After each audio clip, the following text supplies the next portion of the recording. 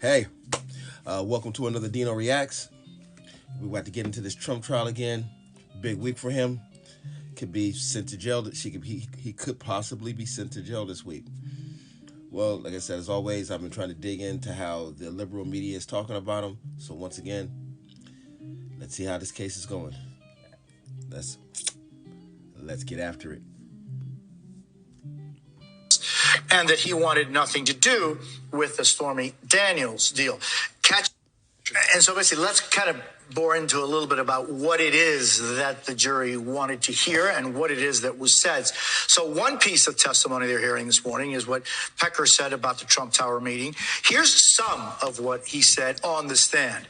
Quote, there was a discussion about that I was going to be the eyes and ears of the campaign. There was a discussion that I would be notifying Michael Cohen of any women that were in the process of or going to be selling stories. And I would notify Cohen that they would be available and that they would either have to buy them or take them off the market or kill them in some manner. So again, very specific issues. Very specific issues. And keep in mind, let's look at what the charges, right? We have falsification of business records for the purpose to cover up another crime. 34 times. Correct. And here's the predicate crime. 17-152 New York election law.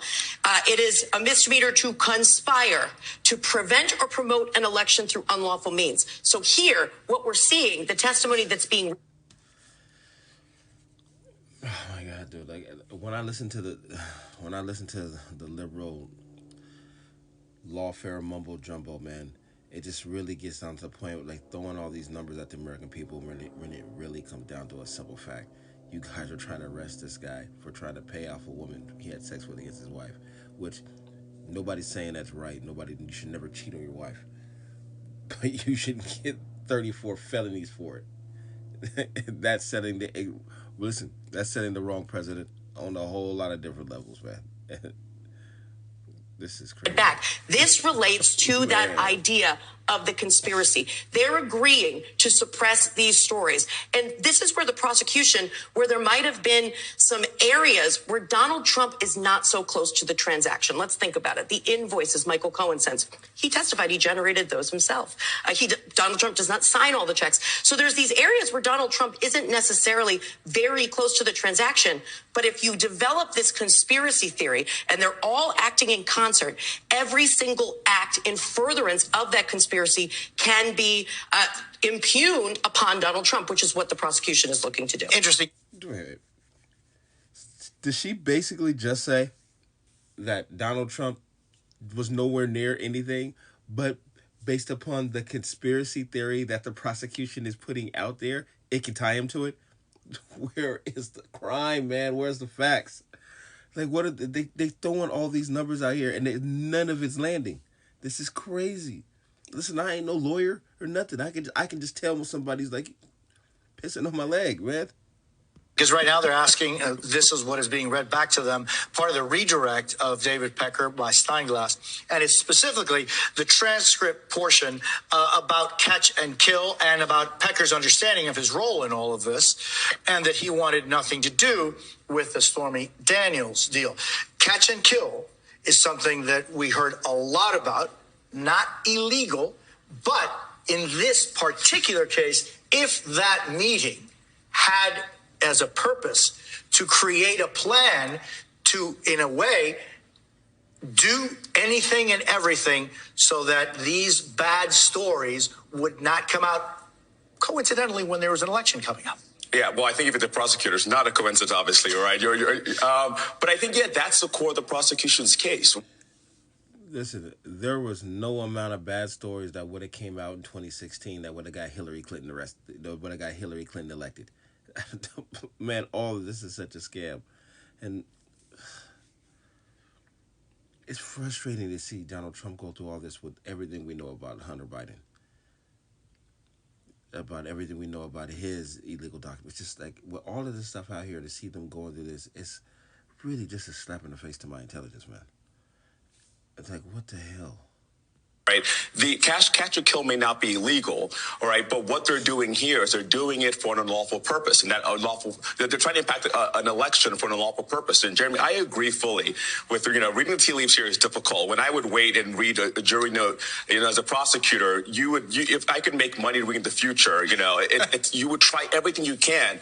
But I'm feeling pretty bullish, again, if I'm the prosecution here, because they're going to David Pecker. And I've always thought David Pecker was such a strong witness to begin on. I mean, he came in there, he had no credibility issues. He still thought Donald Trump was a mentor and someone he still liked and looked favorably. And he came in and presented this whole narrative arc the way we expected Michael Cohen to do later in the trial. But he did that as the first witness and really went unchallenged. For them to be going to his testimony, that sounds to me like they're doing exactly what the prosecution wants, which is corroboration. That they've had Michael Cohen's story, and now they're saying we want to go back in, look through other testimony, and check off where we have corroboration. And David Pecker is a very strong witness for that point. Oh, again, I feel like a bobblehead. I'm agreeing with everything you're saying. Well, you just said it perfectly. I don't need to say it, although I'm here, so I will. But it absolutely is about the corroboration. And to my point before, if it was about Michael Cohen, they would have wanted more about Michael Cohen. And what they do want about Michael Cohen in terms of readback is directly related to Pecker's testimony. And Pecker sets the stage. He gets that conspiracy in motion. He shares that common goal and understands that while Donald Trump may have not signed everything or Donald Trump may not have created the invoice, it was that common scheme and plan, that common goal that they all shared together. And they did different pieces to make this happen for this catch and kill that in and of itself. Man, this is straight a conspiracy case. This is crazy talk, man.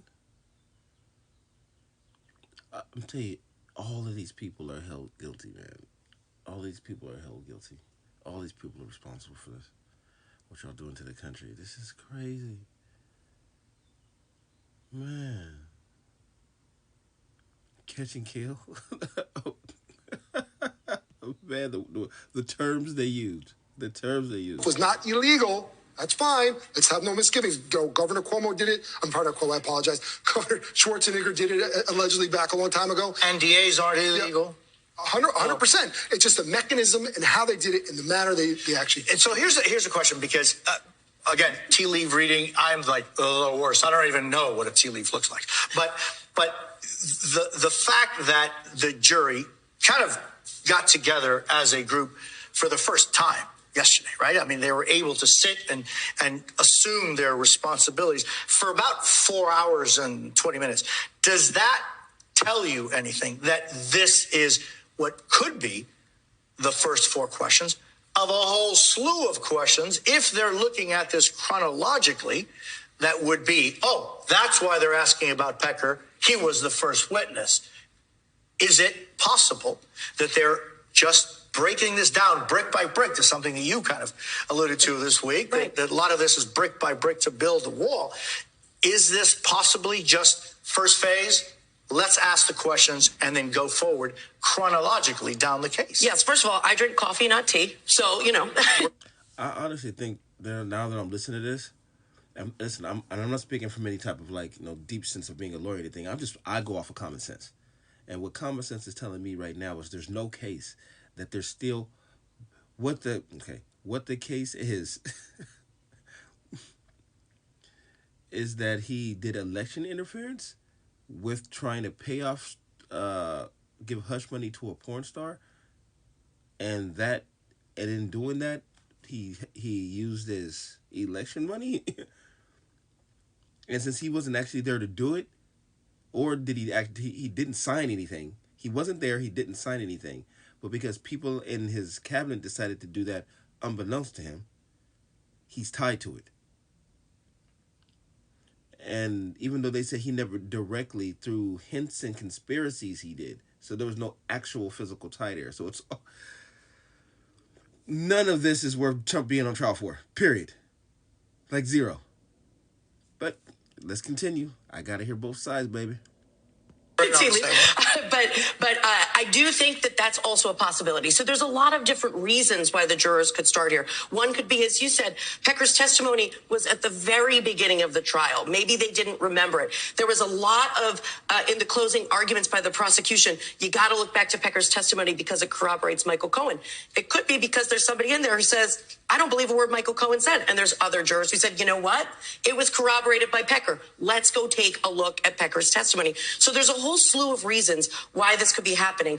But I do think the meeting itself, that is the first step chronologically. And it really speaks to that idea of conspiracy. But we could absolutely hear more questions because keep in mind, we have documents, 34 different business records that serve as the very basis to this case. And this meeting and the testimony we're hearing about, this really relates to that predicate crime, that election law conspiracy, more so than the falsification of the records themselves. I'm going to keep on going back. I swear to God, it sounds like they're coming up with new charges to charge them as they're going through the case.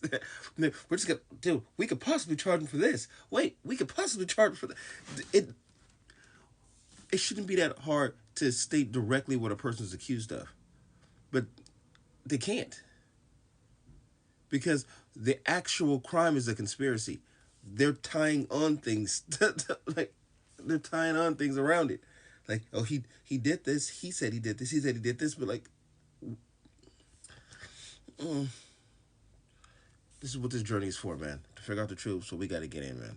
Cash in $1 on one of my TV comments. I think when you consider what they're reading back in terms of the testimony, and you couple that with the read back of the jury instruction for the elements of falsifying business records, which is they wanted as well for charge number 1, which is the same thing as charge 2, 10, and 34. To me, if I'm guessing a little bit, they now are considering the elements of the crime pretty early. So they're moving through the facts, if you will, the evidence, and they're getting to the elements of the crime. They ask specific questions. Yeah, so again, it seems favorable to the prosecution because if you corroborate, and we have this evidence and this testimony out here now, and we're looking at the actual charges, that's a quick move. I wouldn't be getting to the charges until I was satisfied, for all likelihood, with what the evidence was or was not. All right, we're going to stop right there. I'm going to continue to keep going through this case so I can figure out what's going on. You know what I'm saying? I'm from the ground up point of view. I'm not no politician or anything like that, but Jesus, man, it doesn't sound like they have anything. Like they're literally just... There's a statement that says, find me the man, find me the crime. And Donald Trump is going through 10 years of them just trying to stick crimes to him. And after a president that had nothing on him, 71 years old, 74 years old, never had any criminal history at all, to all of a sudden have 91 accounts and now all these felonies, that just, for me, it'll never add up, man. It makes no sense, especially right now when you actually follow the support he actually has. It's big, but it's completely frustrating. This is pin the tail on the donkey, pin the federal on the ex-president. Pin the tail on the donkey of the president. Just, we're going to find something, we're going to stick it to him, and then we're going to make you believe that that's what happened. And nobody's saying Trump's innocent here, but nothing he has done warrants this type of response. Man, my heart goes out to this man. Trump 2024, let's keep this going because, dude, just looking at a panel of that many people that believe that nonsense is scary, bro. That has delusion taken over one side of the country to the point where they live in an alternate reality, whatever. But once again, hey, thank you for Dino Reacts. This is so frustrating. And always, chef's kiss.